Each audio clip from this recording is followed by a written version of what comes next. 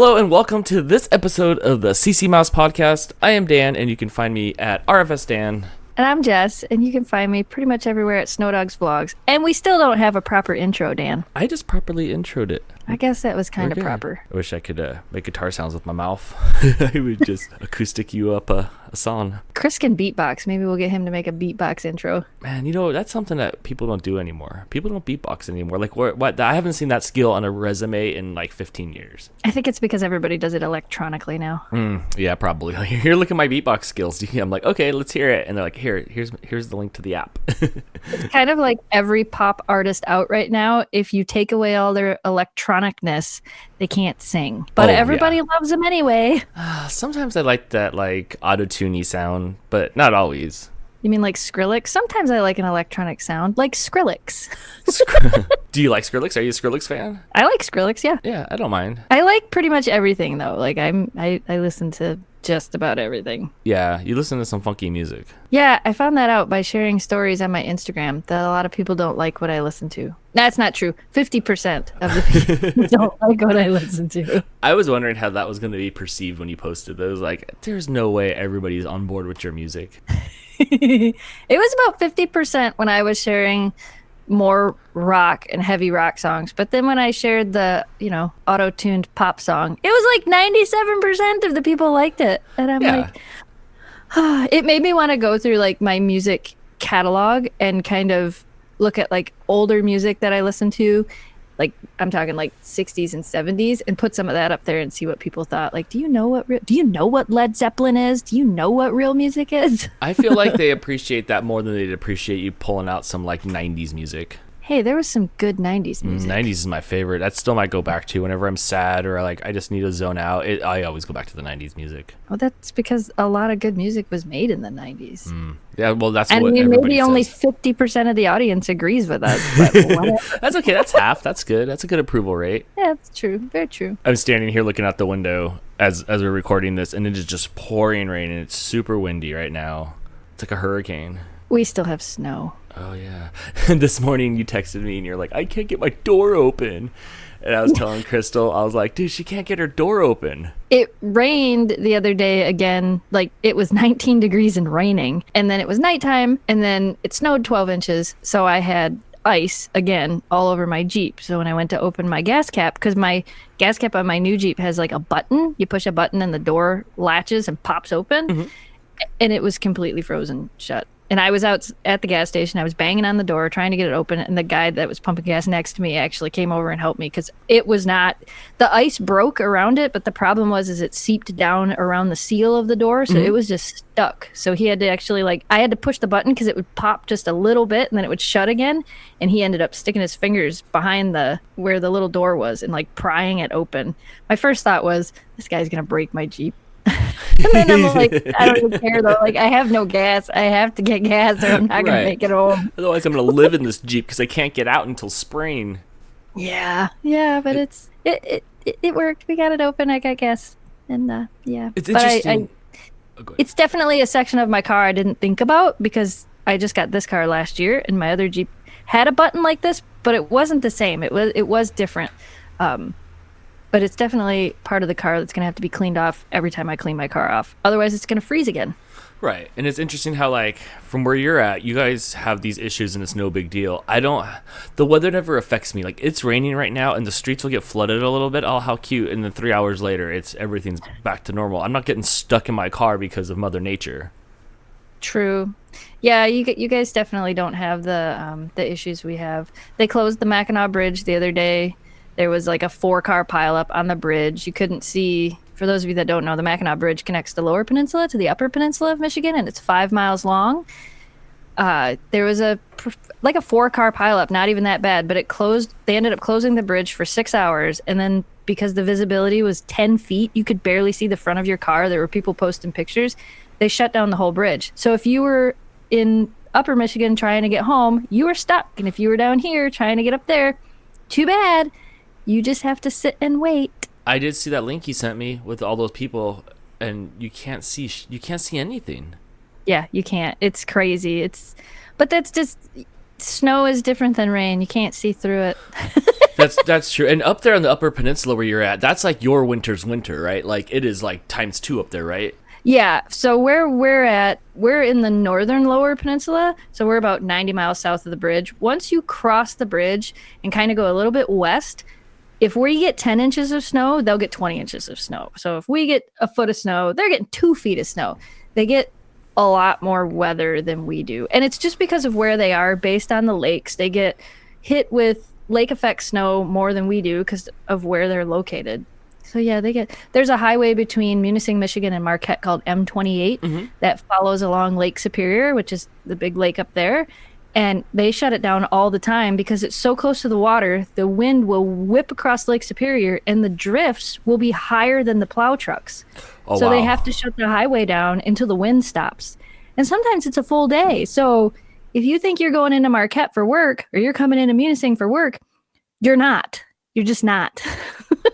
That's just for me. It sounds miserable. That just sounds miserable.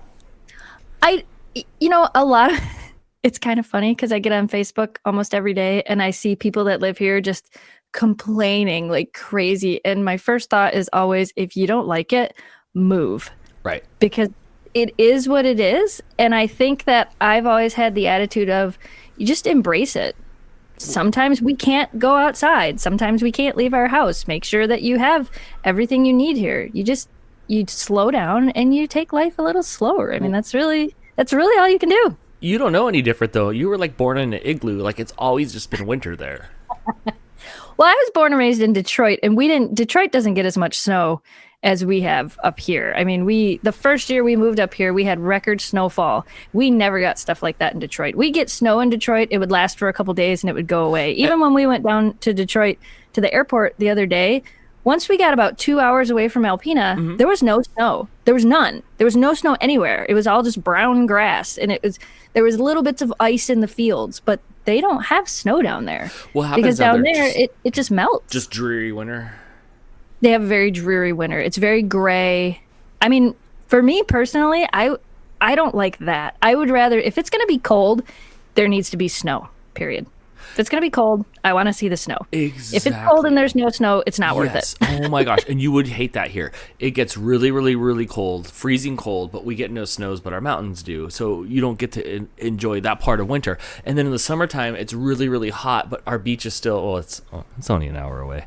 But it gets really, really hot, and it's not like I'm going to like the water park up the street. So yeah, you'd hate it here. I like the changing of the seasons. I like the fact that this is the time of the year where everything is forced to slow down. We get the snow. Yes, it can be chaotic. Yes, it can be dangerous to drive in, but you just don't be stupid. Take your time. Realize that sometimes you just aren't going to make it to work. And if your boss doesn't realize that, then get a different job. That's so cool. See, I would just not want to make it to work for a while, but then afterwards you'd be poor. So I guess you'd have to try to make it to work. It's true. So January 25th was when we got the last big ice storm. Our kids only had school 2 days between then and today, which today is February 14th. They had school today. Party. But they only went to school for 2 days in between that. That's how bad the weather's been up here. Holy cow. That's just, that sounds like a vacation to me. I mean, kind of. The deli's closed more times this year than we have in the 16-year history of being open. What do they say about that, like on the news and stuff, when the schools are closed? Is there a consequence for this? Are they like, oh my gosh, another day with no school, what we do with the future of our country? You know, what happens? We're allowed, according to the state of Michigan, we're allowed 6 snow days.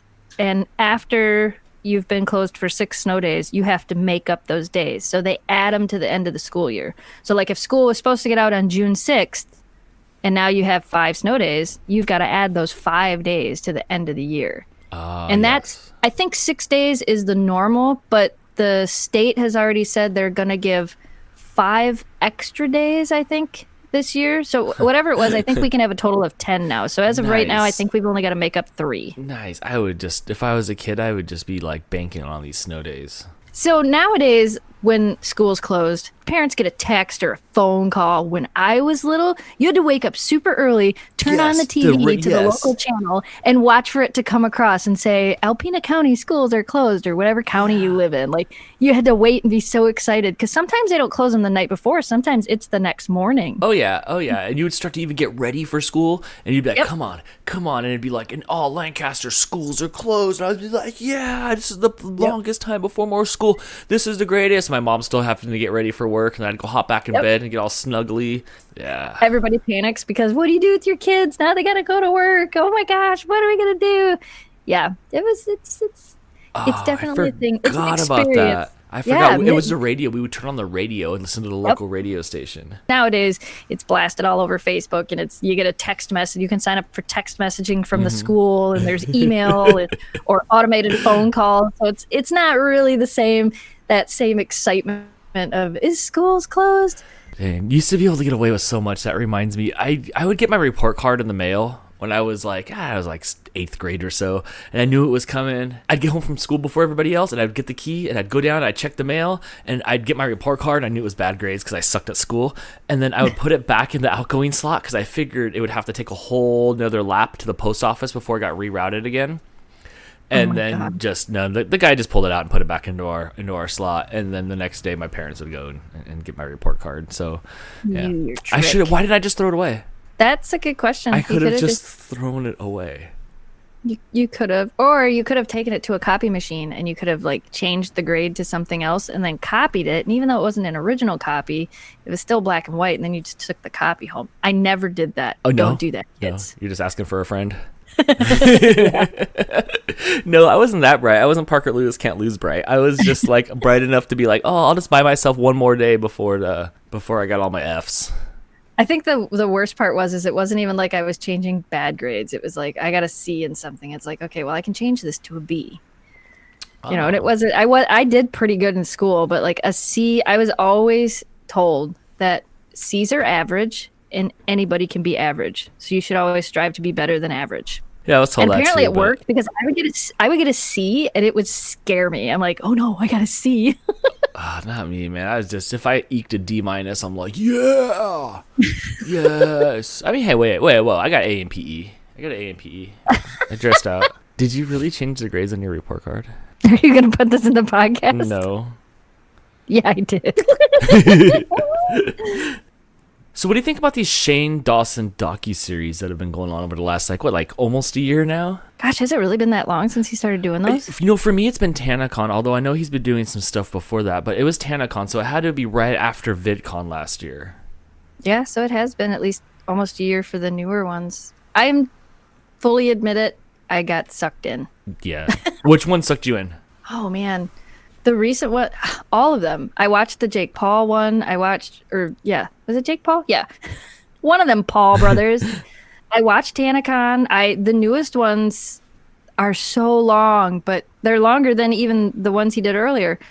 I've been sucked in. I mean, I have to admit, I've watched Shane for a long time, like even back in the day when he did his goofy, silly stuff. Yeah, when he had emo hair, Shane. I did not watch him at all. I knew who he was, but I did not watch any of his stuff pre-TanaCon. Yeah, see, I watched Shane a long time ago, and then I kind of, fell in and out of it. You know, I wouldn't watch it so religiously, but now I'm back to every time there's a new video, it's like, I have to make time to watch this hour and 40-minute video. Right. And you're right. And you know what hurt my viewing of him back in the day is I got him and Fred confused. You know, that squeaky guy Fred. So I couldn't tell who was who, emo hair, so I didn't watch. But it was after you and I went to VidCon, and Di and Regan had those bad experiences because they stayed at the hotel at TanaCon, where TanaCon was at, that we needed to find out what was going on. And Shane Dawson did the TanaCon videos, and it was so good. I was so sucked in. I'm like, yes, this is great. I can't wait to see what you do next. And then he did the Jake Paul thing, and I got sucked into that too. The ending was okay, whatever. But there was 3 or 4 episodes where it was like television to me. I could not wait for the next episode to come out. Yeah, it was definitely really crazy watching and seeing how he did it. I mean, some of it was a little overdone, but I think that's kind of just who Shane is. But the newest one, the part 2 of the conspiracy theories that just came out, we watched it. Even Jamie watched it with me, and the whole time he's going, "Wait, who is this? Wait, what's going on?" So I had because he came in a few minutes in, and I'm Right. like, "Okay, so this is Brittani Louise Taylor, and we're talking about Chuck E. Cheese, and we're talking about this voice thing." And he got sucked in. He made me shut it off last night. He's like, "If you don't turn this off, I'm never gonna fall asleep." Oh, yes. Okay, so last night when we were talking, you sent me the picture of the pizza. We started watching it right after Celebrity Big Brother ended. So about 11:30 we put it on, Crystal and I, because I know I wanted to talk about it today. And Right. the pizza thing, I knew right away I wanted to know what was going on with the pizza. But whoever that girl was, it took... You don't know who Brittani Louise I Taylor? have no idea who she was, but it took about a paragraph before I was sold. Yeah. I was just sold, sucked in. I'm like, good job, Shane Dawson, sucked in. So sucked into whoever she is. That third story about the phone thing and the Adobe thing and the words and stuff like that, I don't even care. Like, that's just, I wish that wasn't in there. Right. He could have left that out. He could have just left that out because that was just him being silly. And his stuff is becoming more overproduced as it goes on. But it's fun. It's fun. Like, he got to sit there and edit it, and he got to create drama and do all that stuff. It was fun. But her story, I was sucked in right away. Brittani Louise Taylor is a very old school YouTuber. Again, she used to make videos with Shane a long time ago. She was very popular. I believe she was one of the top 100 YouTubers way back in the day. Same thing with Matt, Mr. Swift Karate Shop. He used to make videos with Shane. They were all back in the day YouTubers. Her story is crazy because there was actually a woman here where we live with almost the exact same story. Met a guy. He was from some other country. They had a baby. As soon as that baby was born, this guy managed to get a passport for the baby, was telling her all these things about, oh, I'm just going to take the baby back to my home country so it can meet my family. Took the girl back to his home country, made it out of the country with her, and then did not come back. And it's a familiar story. Yeah, cut off all contact, cut off all everything. And the lady wrote a book about it. It's called, they turned it into a movie too. It's called Not Without My Daughter. But it's another, like, same type of situation, same thing. Yes. Yeah, it was crazy. And we're going to get into spoilers. So you haven't watched it yet. I suggest you go watch it real quick. It is what's trending right now on YouTube. So go check it out because here comes spoilers. It's an hour and a half.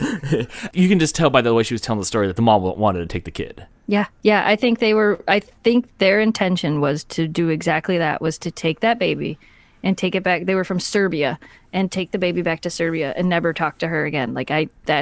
And whether or not it would have been to take both of them, I don't know. But creepy. Creepy. Yes, everything that was creepy. I suggest you watching it. This story is worthy of being told outside of a YouTube thing. Like, it didn't matter that she was a YouTube personality. Like, all that did was provide like footage for Shane Dawson's documentary. But her story is so crazy. And this guy picked the wrong person. Dude, she's like an internet celebrity. What do you think was going to happen after you ran off with her kid? Right. Everything's documented. They have all these things on video. There's no judge in their right mind is not going to, side with her and let her have full custody of that kid and give her the restraining order that she wanted. There's no way any judge would have been like, nope, we're not going to give that to you. Yeah. It's so much in the public eye. It was just, it was I watched it. I cried for her. I really did. It's very emotional. It is. And I didn't cry for her. I'm concerned about her safety. Yeah. The fact that she says she can't get the baby a passport and she's constantly looking over her shoulder, has to make sure that she's there when he goes to school and make sure that he makes it into the school, has to be there way before he gets out of school to make sure nobody else is there to pick him up, can't tell anybody where they're living now. That's a scary life. And she's now going to live in that fear forever for the rest of her life. But here's the thing, but then she wrote a book about it, which at this point I feel like everybody should be reading this book because the story was just so amazing. Like, I ordered it. So interesting. Did you? I subscribed to her on YouTube because I was like, dang, this is crazy. But I don't dude, you're gonna end up dead. You went on Shane Dawson. There's a lot of millions of views on this. Where is this guy now? They never really explained where he was at. Is he out of the country? Is he still, is he living in California? I think he's still living in California out there. And I think that's why, again, spoiler alert, at the end of the documentary, I think that's why Shane decided to show his face, is so that look at how many people that video reached. If that is seen by one person who goes, I saw that guy on Tinder and now I know, and one person can be saved by the fact that they now know who he is, I think that made it worth it. But I think he is. I do. I think he's still out there. And they had kind of said something about that he was already doing this to another girl and she had reached out to that girl, but they didn't really go into detail on it. I wish he would do a whole nother hour and a half long series I'm saying. and go into way more detail on Brittany's story. That like, was I a just feel like, story for a whole episode. Instead, they put more phone stuff in there. yeah, they could have left the voice changing stuff But out of you it. knew who this lady was before. Yeah, I subscribed to Brittani Louise Taylor a long time ago. Again, I've done YouTube for a very long time. I know who a lot of these old school YouTubers are. And she was in Shane's videos. You know, back in the day when you were watching creators and it was like, oh, she's friends with Shane, I should Yes. subscribe. You know, Yes, they're friends exactly. with this person. I mean, same thing, like that's how I know who Onision is. Nobody watches him anymore, but you know, like that's how you know who Onision is. I found Matt Swift Karate Chop through Shane. Like there's all these connections through all these YouTubers. So yeah, I did. I knew who she was before I watched the video, but I haven't followed her in a really long time because, you know, if you don't watch videos on YouTube, YouTube suppresses them from your subscription Right. feed because they don't think you want to watch it anymore, And I which get isn't that. true. I just can't watch everything Right. all the time. Yeah, remind me once in a while. But she deleted everything. She did. Yeah. That's so It's back. Most of the stuff is back up on her channel now, though. Well, yeah, because, you know, we all have backups of our stuff. I think she just privated all the videos. I don't think she actually deleted them. I think she privated them so that she would have them in case she needed them. Right. Man, yeah, that was just such a crazy thing. And that got me good at the end when he unblurred his face. I'm like, oh, Yeah. dang, drop the mic. And I'm sure he talked to her because some people were like, she asked you not to do that. I'm 100% sure. No. She he watched, talked to her yeah, beforehand. she watched every minute of everything before it got put up there. He's not Oh, a I'm rookie. sure. He's not a rookie at this. He's been making No. videos a lot longer than you think. Yeah. Yeah. Yeah. No, I definitely think they did a good job. it was A well good- played. And then from that to the pizza. Oh my gosh, I loved the pizza thing.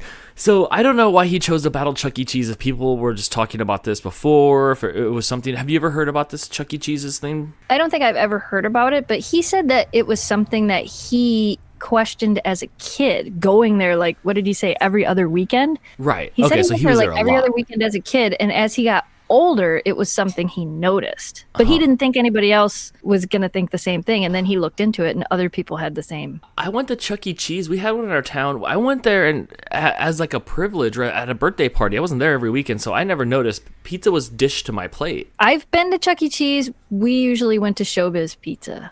which was the East Coast Chuck E. Cheese. Yeah, we had Chuck E. Cheese, but we also had Showbiz Pizza, and we Yeah. went there because they had the band with the animatronic animals. And We had that too in ours. Hey, look, kids, for you guys that watch the Shane Dawson videos, you know all those creepy old videos they showed of the animatronic guy moving around or the guy in the kitchen cooking in the suit? Those were our beloved characters. Like, that's all we had. right? Yeah, they made 4 movements if they were animatronic. They were really creepy. They looked itchy. Yeah, it was. They were always really, really just, I don't know, scary. Scary. Yes, always scary. But we all got shuffled in the room so we could watch the band play at the top of the hour. Yeah. I don't know what they called it at Chuck E. Cheese. I don't know if it was the same thing, but at Showbiz Pizza, they were called the Rock-a-Fire Explosion. I don't recall what they were called, but they did have a band name. Yeah, the ones that were at Showbiz. And I think Chuck E. Cheese had the same band for a while. Like, I think the same company made both. But if you want to watch another really interesting documentary, look up the Rock-a-Fire Explosion, and you'll learn all about those animatronics and how they were made. And the whole nother topic. But I've seen that. It was so awesome and creepy Yeah. at the same time. It was like a Five Nights at Freddy type thing. yes, that's Exactly. And that's what we lived through. yeah. That's what we lived through. So yeah, I don't know. Okay, so that explains why he chose Chuck E. Cheese. Soon as he started showing pizza slices and stuff, I was super interested. So anybody that hasn't watched it yet, what we're talking about is the pizza, and you can take a second and Google it, look up a Chuck E. Cheese pizza. The pizza at Chuck E. Cheese is never really round, and the slices don't line up. Not even close. The conspiracy theory behind it is that they take slices from pizza that isn't eaten, I guess, and they put it all together on a tray and make new pizzas. Yes, and let's go through this story because I have lots of timeline questions. By the way, Shane Dawson did a great job on I've never had pizza have me by the edge of the seat. I was like so in on this. I'm like, oh my gosh, our beloved pizza might be cannibalized and turn it into some sort of like monster and then reserved to us. Like they have a pile of just like pizza chunks in this box that they keep pulling out, you know. So I will say the pizza didn't look very appetizing at all. Not at all. Not at all. And there were funky things going on with the pizza. There were funky things going on with the pizza. There were different sizes and shapes. And these were, at this point, in the series, he was only showing pictures from the internet. So I'm just kind of like, whatever. Like, maybe this is a meme thing or whatever, And Maybe somebody faked it. no, but maybe that's the fun thing. Like, oh, look at, like, let's put all our pizzas together from the birthday party we had left and take a picture of it. And, like, it's a Chuck E. Cheese pizza. I don't know. I don't know. But then they showed up, and I don't even know how they got in there, because in our Chuck E. Cheese, I tried to go in there one time to go to the bathroom. It was right next to the tire changing place.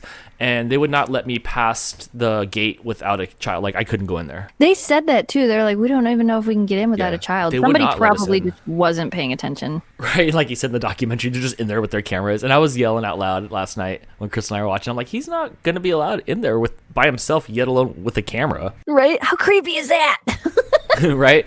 And growing up, we didn't, and this is something that he put on Chuck E. Cheese that wasn't really Chuck E. Cheese's fault, is the money for tickets thing, where you pay all these quarters for ticket machines. And the last few times I've been into a pizza place, that's all they have. They don't even have any good arcades in there anymore. It's all just a ticket-based program. But more than just Chuck E. Cheese has that problem. Every pizza place has that problem. Yeah, the teaching kids how to gamble. Yeah, that's something that, that's just inside the Chuck E. Cheese. So I don't really fault Chuck E. Cheese for that. But when they got the pizza and they ordered the pizza, I thought the pizza was going to come looking like a normal pizza. I did not think it was going to actually come looking like the funky pictures of the pizza in the pictures on Google, Yeah, I was shocked. I was really, I kind of felt the same way. Like, I don't remember what pizza looked like at Chuck E. Cheese because it had been so long since I've been there. Same. But I thought the same thing. I thought, no, this is just going to be, they're going to put this down and it's going to be normal. And then it just wasn't. Yes. And then what did you think when he puts the pizza after? Okay, so the pizzas are all different sizes, and I'm like having a freak out at this point. I'm like, what is going on? This is madness. Then he takes the pizza and he puts it behind a table behind him, and that dude came by and he like put his finger by the pizza, like the employee. He's like, oh, look, there's a good half a pizza. Yeah. I don't know. I don't know. I did look at, like, when they did the picture of the pizza where it was a half and half pizza. Yes. And I think that they literally made two pizzas and cut it right in half. And I agree with that. I agree with that, because that looks like just a half a pizza and a half a cheese pizza and a half a pepperoni pizza. It did look like that.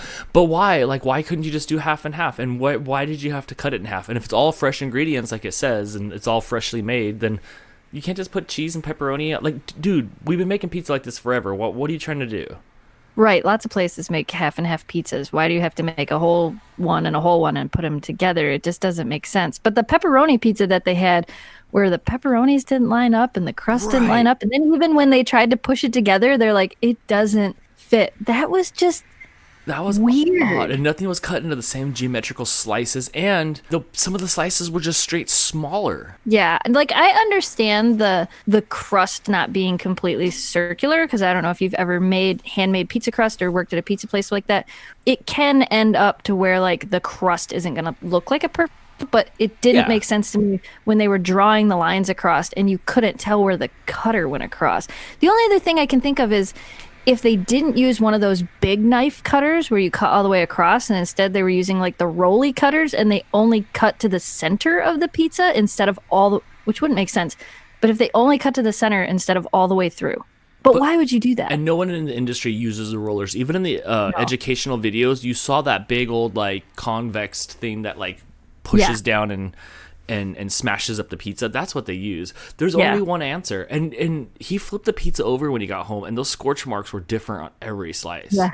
The one answer is what he filmed. And the dude walked by and, like, was like, okay, there's a whole half a pizza. The employee. They were recycling their pizza. That's so crazy. They are. They have to. And that lady that worked there that he tried to have that interview with, and she was just like, am I on film? I don't know. Like, wow, like, Chuck E. Cheese is like recycling pizza. They are. I didn't think it was going to be true. Do you think, like, now, like, from when it aired till now, do you think that, like, everybody's going there and buying pizza just to check for themselves? I want to go, and I was wondering that. This is just a pump me up, because I want to go to the Chuck E. Cheese on the other side of my town, and I want to go in there and get a pizza and report back. I just feel like I'm just going to get a pizza at this point. Borrow somebody's kid. Ask him if you can get it to go. Yes, and he did try to, and all the pictures that he showed online, everybody had, like, short slices and stuff. They're recycling pizza. So here's the thing. For me, if I were at Chuck E. Cheese and I was at a pizza and another party ended and they all ran away from, like, a half a pizza, sitting on the table, I'd eat that pizza. Yeah. What are they? I'd eat the pizza. You're the dishwasher at the restaurant when the waitress brings back a plate and there's like a big piece of steak or chicken on it. You're like, I haven't had lunch yet. Nobody took a bite out of it. I can eat that. There's still meat. There's still meat on that rib bone. Ew, wait, hold on. When you worked at the deli, did you ever eat anything off of anybody's plate once ever? No. Never once. You're like, man, that French fry looks pretty good. No, and I had worked in restaurants before that. No. Oh man, I can't order that cheeseburger. The only time we ever ate food that was supposed to be thrown out was when I worked at McDonald's. At the end of the night when you would close and you would have to throw out everything in the trays, like if there was food left, we had one really cool manager that was always like, eat whatever you want, take some home. So there would be times where we would sometimes I would take home like the burgers for friends' dogs and stuff, but like we'd eat the chicken nuggets, we'd eat the stuff that was supposed to be thrown away, but it never went out to anybody else. It never left your sites. And I will say that when I worked at McDonald's, I never did it, but other people did it. They would double dip the French fries at night. What's wrong with that? It's disgusting. It's so bad. I worked at McDonald's for 3.5 years. I would never do it because I'm really particular about food. They would actually take and they would put the fries back in the basket and dip them in the oil for like a minute and then pull them out because it would make them really hot again. But it didn't work. That kind of double dipping. Okay, not sauce double dipping. Okay, yeah, no, that's gross. That's why you got to ask for like no salt fries. Okay. If you ever want fresh fries at McDonald's, you ask for no salt fries and then ask for a salt packet. They'll know exactly why you did it, but they don't care. Same thing with the burgers. If you ever want to make sure you're getting a fresh burger from McDonald's, ask for no seasoning, and they have to make new ones. Yes, I've noticed lately. So I have a Carl's Jr. right up the street from the shop, the one that gave me no meat in my burger that one time. And I noticed that when I order a Western bacon cheeseburger for breakfast, which I shouldn't do, and Crystal's going to hear this, and I'm in so much trouble. I would order it and I'd go to the window in my car and it'd be ready already and I'd be like, where at? I'm off to work. But if I order it on sourdough, because I like the sourdough bread, it takes like 5 minutes for them to make me my burger. And then because they actually have to make it. Right, it's because they actually have to make it. And then I don't get a hollow onion ring where it's been sitting in the bin overnight. Yuck. Yes. Yeah, so I would eat the pizza off the oh man, I'm cutting this out. I would eat the pizza off of the I would eat the pizza off the neighbor's kid's plate. Not off of his plate, but like if they just left the whole half a pizza, oh man, the pizza's just got to be like unbitten. Like if it's on the tray still, I'm good. No. My answer is no. But here's the thing. Let's get back to the Shane Dawson thing. Here's the thing though. Do you think Chuck E. Cheese really puts that in their policy of like, hey man, like we just recycle the pieces? And if that was so, why couldn't he get an ex-employee on there just like, I don't care, I don't work there no more. Like, and then to tell us what happened. I have worked in restaurants for probably, 18 or 19 years total of my life. I've worked in restaurants, whether it be our own restaurant or other people's restaurants. And I have to say, knowing how kitchens are run, I mean, yeah, sometimes things can happen, but that, to me, it's impossible. There's no way that would happen unless you had really, really poor management that was letting it happen because they were trying to get better numbers. But even at that, it wouldn't be every single Chuck E. Cheese. And we're talking nationwide. The health department would catch things like that. Like there is so much regulation in the food industry. They wouldn't be able to do it over a large scale for a long period of time without getting caught. Okay. And same thing, like think of how many employees are at Chuck E. Cheese. You can't say that not one employee would step forward and say something. But that being said, he's been concerned about this since he was a kid. That means it's been going on forever, and it's been going on nationwide because there's so many pictures on the internet of it. What do you think is happening when he got served a pizza, which that one slice was so minish? I have no answer for that. We have to have an answer. Do you think he's faking this? I don't think he's faking it. I don't think he's faking it. I think he actually got the pizza like that. And like you said, if you go to Google and you search for Chuck E. Cheese pizza, you will find a lot of them that look like that. Yes. I don't think people are faking it, but there's got to be some type of explanation. What and happened to his pizza? As simple as if they're making pizza in the back and they're making half and half pizzas, they could put two halves of a pepperoni pizza together to make one, and the lines aren't going to line up and the pepperonis aren't going to line up, and it's going to look funny. But if they're making half pizzas and putting them together to get a whole. Like if they made a half and half, and then now they've got 2 halves of a pepperoni and somebody ordered it, they could just put those 2 halves together, and now they've got this pizza going out. If they make quarters, it's same thing. So now they want a quarter of a veggie, a supreme, a cheese, and a pepperoni. So now they've got 3/4 of a pizza left. Like, I feel like that could be a thing, but I don't think they're pulling it off the tables and recycling pizza. Somebody would have gotten sick by now. Somebody would have gotten very sick by now. It just would not. When food sits for too long and isn't heated, bacteria forms very quickly. And even if you reheat it, you're not going to kill everything. People would be getting majorly sick by now. My explanation, the way I think it is I think it's exactly what I just said. They're cutting the pizzas and doing halves and halves or quarters and quarters and putting them together. Yes, I agree. I think that when the guy walked by the table, he wasn't pointing at the pizza like, oh, dude, we got to recycle this half a pizza. That was just the station next that he was going to come clean. I think it's like what you said. They probably make a bunch of pizzas in the back, because I've seen that they have a buffet out there where you can get all you can eat pizza. And then it's just like, look, if I want like a half and half pizza, they'll just grab 5 slices from whatever's left, and maybe they have to wait 2 minutes for the next pizza to come out, and it'll throw the rest of those slices on there. And then another half of cheese pizza comes out, we'll roll it in half, we'll throw the other half on there, off you go. There's 2 pieces, like you said, there's 2 pieces left. So now we need a half a pizza, so we'll cook another half of a pepperoni pizza and throw the other 4 slices with the other 2 slices. And that's why they need someone like Crystal working there. She wouldn't let that math happen. She'd make sure that things were ordered in even amounts, and then this video wouldn't have happened. But yeah, I don't think they're being all dirty and nasty, but I loved this. This was so fun. I don't mind that my pizza comes in different slices. I mean, you look at the pizza, it wasn't quality pizza in the first place. We're at Chuck E. Cheese. It's a Sunday. They're mad that beer is being served there. Dude, serve me a beer, bro. It's Sunday. My kid's at some birthday party of some other bratty kids, celebrating his day. Give me a beer and give me some $5, what probably tastes like microwave pizza. Right. But he did a great job on selling it to me. I loved it.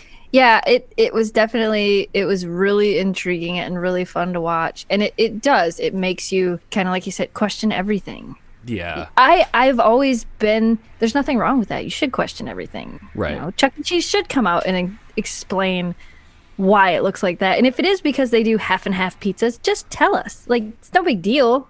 We get it. If that makes sense. Yeah. And if that's the explanation, just tell us. I got you, Chuck E. Cheese. I'm wondering, though, if they're going to try to sue him. But I don't know, because, it's a lot of PR, and how many pizzas are they selling? Because I don't know. I really don't know. That's not a suable thing. You can't sue, and it's not slander if it's true, and it's not that it's not true. We can visually see it. But here, I got you, Chuck E. Cheese. I'll be the spokesperson. My official statement is, yeah, sure, we take pizzas from different batches of pizzas and make one pizza that hasn't left the kitchen. But that cheeseburger that you and your husband got, yeah, it didn't come from the same cow. So there you go. And a statement. I mean, really though, it's true. It's true. But I loved it, and Shane sold it to me. Here's what the problem I have is with these docu-series. Please stop jumping around. Yeah, I don't like that. I don't like how it goes from one story to the next story to the next story. Like, the Chuck E. Cheese thing should have been its own thing. The Brittani Louise Taylor thing should have been its own thing. The voice thing, I don't even know if it needed to be in there. I think if the voice would have been more on... We're 5 years out. Yeah, if it would have been more on, then I could understand doing a whole video on that. But even at that, it was interesting. But it wasn't like you said. I was like, all right, skip this. I don't want to see this part. Exactly. I didn't care about that part. And at one point, I think it just ended, and then they just went on to the last 2 stories. Here's what I think, though. MTV True Life is one of my favorite things I watched growing up before docu-series was a mainstream thing. I loved True Life. They do it well. They'll tell the 3 stories, but they'll give at least 2 or 3 minutes in between each story. When they switch to the next story, they at least fade to black for a second or something. All of a sudden, if you look away for a second, I can't tell if the dude and the girl are going to get pizza, or what's going on. The stories get really, really mixed together because he just hard cuts to the next story. Yeah, I think the sad thing, though, is the way people watch YouTube videos. That's kind of what works. That jumpiness, maybe not for us, because we have watched a different type of medium for so long. Yeah. But I think newer people that watch it, I think that is what works. It's what keeps his retention, because his watch time has to be outstanding. Oh, complete. I completed it. I even got up really early this morning on my day off on a Thursday. I got up super early to finish the rest of it. Yeah, I finished it this morning as well. We only ended up having like 15 minutes left, but Jamie made me shut it off. He's like, you got to turn it off. Me I got to too. go to bed. We got to get up early. We got out at the commercial. We're like, okay, we're out. Yeah, we're out. Her story was so worthy of her own episode, but that leads me to my next question. Were you happy that he chose something like conspiracy theories to maybe clean our palate of Jake Paul and TanaCon? Or do you think he should have jumped into something like her story where we just kept the YouTube train rolling? I really hope that he does more with YouTubers. Mm-hmm. Because I do think, because Brittani Louise Taylor is going to find a new audience through Shane. You know, and as silly as it is, they had an audience together before, but Shane kind of continued on. Now that Shane has a bigger audience, I think that now Brittani, because I made sure that I was still subscribed to her on my channel. You said you subscribed to her. I did. I kind of hope that because he's a YouTuber, that he does more with YouTubers and kind of their Black Box TV, Maker Studios. Like, why can't we get into some of these old YouTube stories? What happened to Shay Carl? I don't think they'll do a Shay Carl one. No, but something like that would be amazing. Yeah, like, why can't he get into some of these, where are they now type of videos? What happened to Dox Flom? Do you remember him? Oh, yeah. Do you? No, I don't. I was trying to be excited for the podcast. I don't know what a Dox Flom is. Educate me. Very old school YouTuber, one of the original YouTubers. Just you'd have to look him up. Yeah, but let's hear the story. Then we would know. That's the thing. I still think he will do it. I think maybe he tried to palate cleanse. And I did notice on his channels before he did the TanaCon thing where he really took off, he was doing conspiracy theory videos already.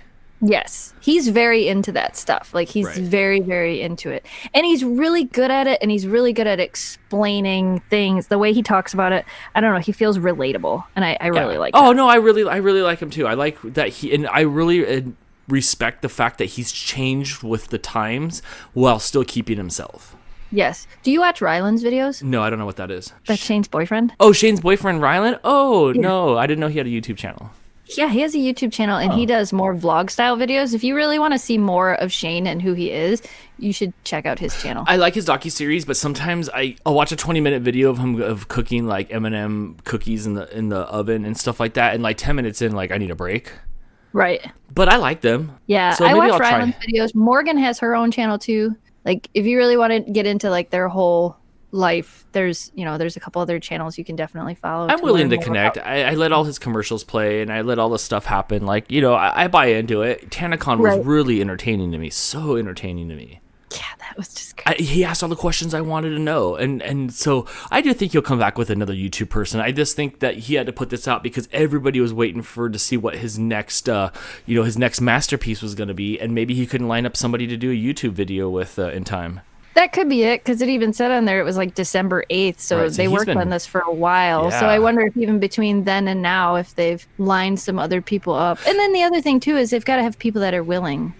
I would love for him to get together with Michael Buckley and do a whole docuseries on the history of, from the What the Buck show to him getting divorced to him now being a life coach. The whole transition of his life, even Philip DeFranco. Just the life transition cycle. From Philly D when he was SXE Phil to being Philip DeFranco to working with Retrovision and all of these companies to having all of that pretty much ripped out from underneath him, losing all that and having to panic and figure out what to do, and how he saved his company by using Patreon, and how he does what he does.